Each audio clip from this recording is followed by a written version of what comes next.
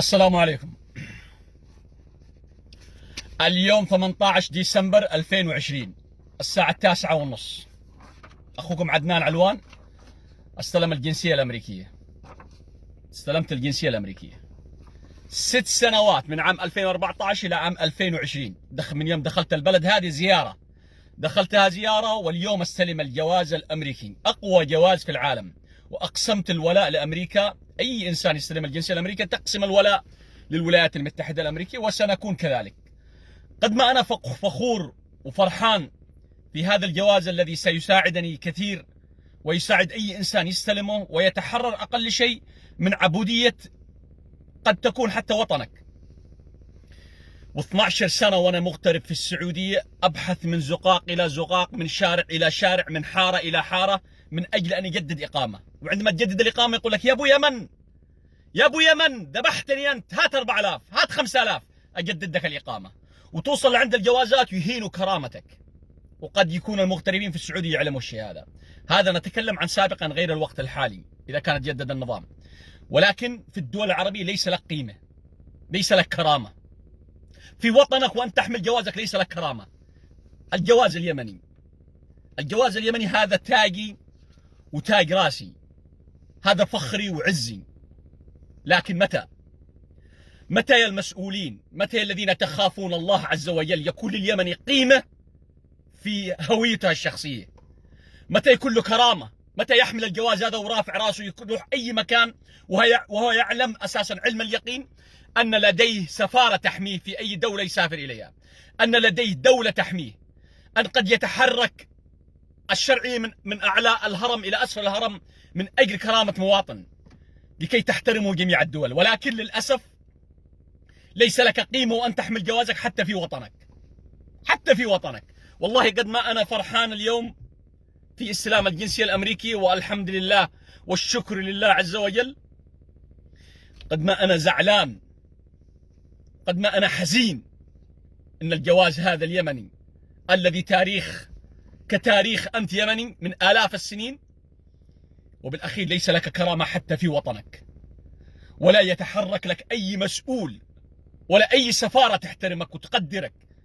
أي شكوى، بل اليمني يهان ويقذف بأسوأ الألفاظ، حتى وإن دفع فلوس من جيبه، حتى وأنت في وطنك أو في أي دولة خليجية أو أي دولة عربية، ليس لك قيمة ولا قانون.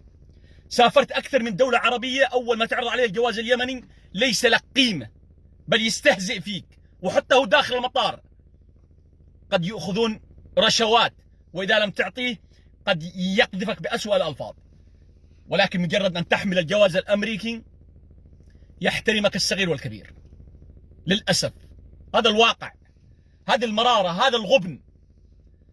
إلى متى لكل مسؤول آمنه الله عز وجل على هذا الوطن وكان مؤتمن أن يرحم هذا الشعب، يرحم هذا المواطن، يعزه، يجعل له كرامة أينما راح، يحسسه أنه أنت في وطن غالي ونحن هنا خدامون لك وليس حكاما عليك؟ متى؟ ولكن لا يتسلط علينا إلا كل خائن وكل إنسان نمام وسارق ومجرم، ويبحث دائما عن مصلحته ومصلحة أولاده، ويبحث عن الرشاوي والمناصب، وإذا تمسك في مقعد لا يتركه حتى يموت، بل يورثه لأولاده وأولاد أولاده في أي دولة عربية كانت. ولذلك أذلنا الله، أذلنا الله. في البلد هذه تستلم الجنسية ولك قيمة واحترام، بل يقول لك نحن فخورين أنك كنت، يعني نشكرك أجل الشكر أنك أصبحت مواطن أمريكي وقبلت في الجنسية الأمريكية أن تكون مواطن أمريكي. ويستودعك من يوم تدخل من باب المكان الذي تستلم الجواز إلى صالة الاستقبال ومراسم احتفال من الجنسيات البنغالية واليمنية والتركية والروسية والصومالية والأفريقية، من جميع الجنسيات، حتى تخرج وهو يودعك ويبتسم لك ويضحك لك، وحتى تخرج ولا تدفع حتى دولار واحد. ونحن أهنا أنفسنا وأهانونا حكامنا وأهنا أنفسنا فأهاننا الله عز وجل. أسأل الله عز وجل على أن هذا المواطن المغلوب على أمره المواطن وليس المسؤول، حسبي الله عليهم. ولكن أسأل الله أن يلم شملنا كشعب، ونختار حاكم يحكمنا بما يرضي الله عز وجل، ويتقي الله في هذا الشعب الغلبان الذي أنهكنا كل شيء.